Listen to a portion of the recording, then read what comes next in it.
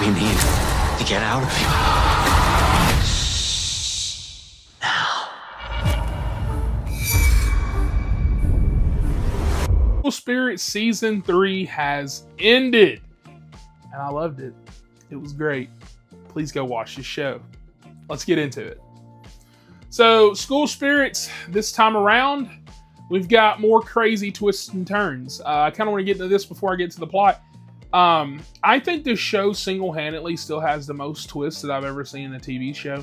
Like, you'll be watching an episode and you'll be like, okay, well, they got to go get, I don't know, let's say like a music box or something. This doesn't happen, by the way. But like, let's just say like they got to go get a music box. And then like halfway to the music box, like they run into like Todd or whatever. And Todd's like, you want to help me go get gas over here? And you're like, oh, sure. They go over there. Todd's a terrorist. Literally, that's what this show is. Literally. Like every single episode, you're like, I think I know what's going on. It shows like 15 different things that you didn't even realize that you need to know about. So this time around, Maddie is now back in her body based on the finale from Season 2. I'm sorry if you think that's a spoiler, but I don't know why you'd be watching a Season 3 review if you didn't want to know what happened in Season 1 and 2. I don't know why you're here.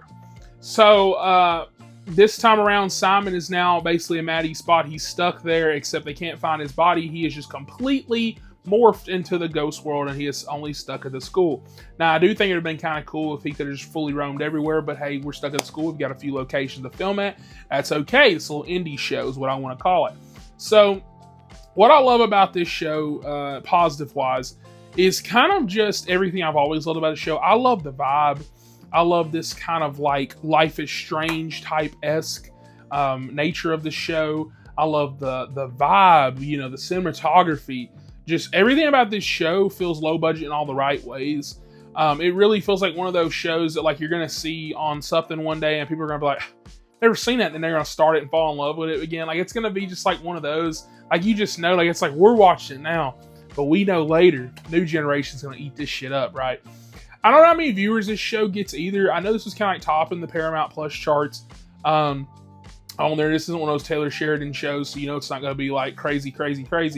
But it keeps getting renewed. And I remember when Season 2 got renewed into 3, I was so happy. And so this time around, you got a lot of different character dynamics. You've got, Wally, who's my standout, my favorite character of the show. He's going through a lot. He's finding things out about himself. He's this and that, whatever. All the other ghosts are finding stuff out. You're learning more about a bus crash. There's something buried underneath the school. Bunch of twists and turns. Even like that. That's not what you think it is. Like, you're like, oh, yeah, they're going to do it. This is their Vecna. No, it's not. No. Because this show is not cliche. I mean, it kind of is, but it's not. Now, I do have a few negatives with this show, especially since the finale kind of came out. I feel like they kind of had me and they kind of didn't. There's some things they do. There's some risks they take.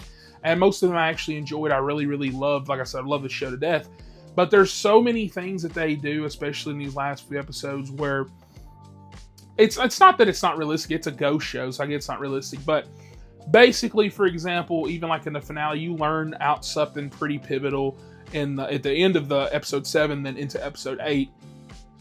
And I feel like it kind of makes some reveals and some things that happened in the earlier seasons kind of like, oh. And while it's not necessarily retconning, it's one of those things, it doesn't feel cheap either. I don't know how to really put this, but I just didn't personally like that. I was like, okay, like I really thought that those stories really ended, but now we're kind of pulling these back into play. There's a grander thing working here. There's rumors that season 4 is going to be the final season. I could actually see that being the case, tying it in a perfect bow. But it's one of those things where the last season, I thought they kind of retreaded a lot of things, especially with some stuff that was going on, but they really set us up with a whole lot of new stuff.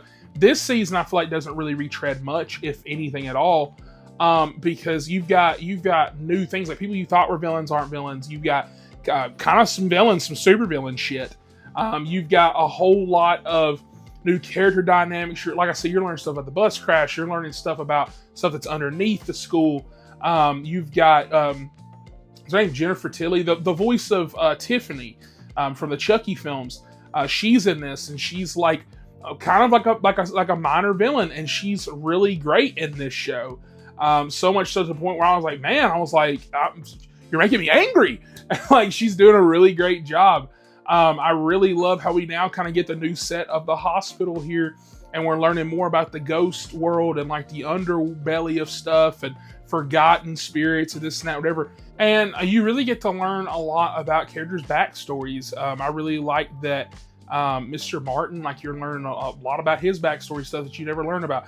I do kind of have my negatives with that though, because it's one of those things, very cliche, where a character's like, hey, I haven't told anybody this information, but actually I'm going to tell you this story that really has nothing to do with anything. And then at the end of the show, it's like, oh, okay, that's why we need to know that information. But even with that little caveat, that little nitpick, that was still very well done.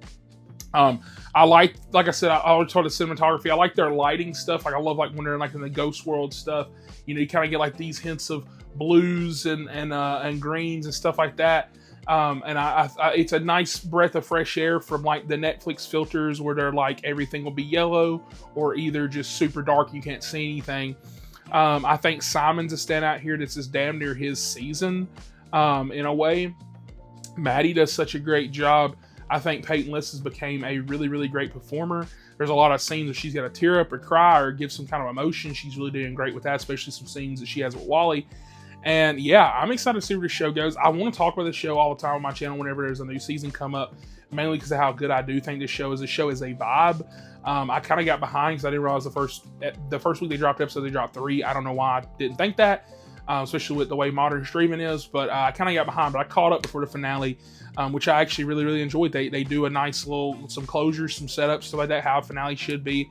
And yeah, I love this show, and I think that you guys should watch it, should check it out. I assume most of you that are watching this probably haven't seen the show, but if you have seen the show, comment down below, let me know your thoughts on this show. Who is your favorite character from the show, and what is your favorite episode from this season, and what is your favorite season? I'm kind of in between. I think season 1's still the OG. I think it's still like you're learning so many things. You've got, you know, vibes. You're not really worried about villains per se and stuff like that, but I think that that even though the show's kind of getting away from where it started, it's not getting super grand and crazy. Like kind of Stranger Things. Like a lot of people didn't like that final season because it's like, oh, it's too grand, it's crazy, whatever, blah, blah. Versus season 1 where it's kind of like more tamed and kind of more indie feeling. This show isn't going that crazy. It's not getting that far out there. And yeah, I really enjoyed it. So I'm going to give this season a 9 out of 10. I think it's amazing. I think it's a good time, especially if you enjoy season 1 or 2. I was about to say, if you didn't watch, I don't know why you'd be watching not only this review, but the show without watching season 1 or 2. But I'm assuming you watched the other 2 seasons, so you probably like this season. So yeah, with that, like, subscribe for more, and I'll catch you guys on the next one.